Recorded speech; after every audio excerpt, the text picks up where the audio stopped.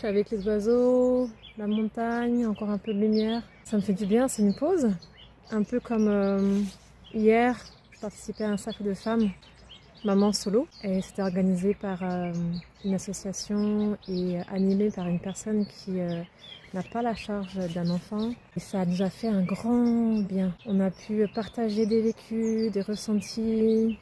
Et même si on a des histoires différentes, on a partagé des émotions comme la colère, la tristesse, le besoin de solidarité, d'entraide, de collectif, mais en même temps le manque de disponibilité pour s'organiser nous-mêmes. Bien que les difficultés peuvent être communes, une tendance à être isolé, à être fatigué, à parfois subir du jugement venant de contexte familial, amical, voire même des professionnels de l'accompagnement. Et donc on a pu aussi nommer des besoins, identifier que en fait on n'est pas seul et on peut normaliser les vécus sans justement culpabiliser sur ce qu'on vit, pouvoir réidentifier qu'on a besoin de se respecter, d'être respecté, de visibiliser en fait davantage des histoires qui ne sont jamais visibilisées dans les médias, alors qu'on représente les parents solo, un quart des parents, donc c'est quand même pas rien.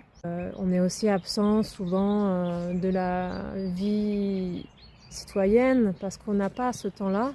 Donc du coup, on subit un peu une double invisibilisation, c'est-à-dire qu'on est à la fois pas présente et en même temps pas représentée du coup, dans nos besoins, dans nos vécus. Voilà, et alors même qu'on se rend compte que dans certaines cultures, pas encore peut-être suffisamment dans la nôtre, une dimension de responsabilité collective vis-à-vis du fait d'élever des enfants, plutôt que d'avoir une dimension qui repose sur une personne.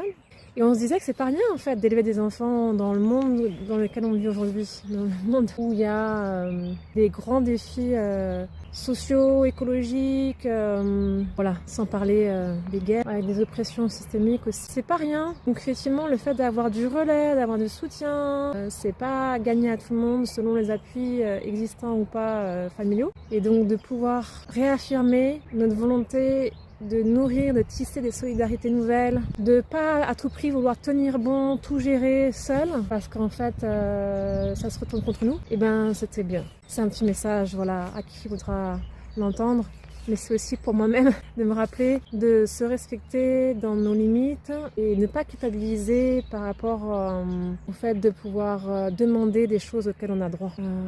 Droit d'être entouré, d'avoir des appuis pour élever un enfant.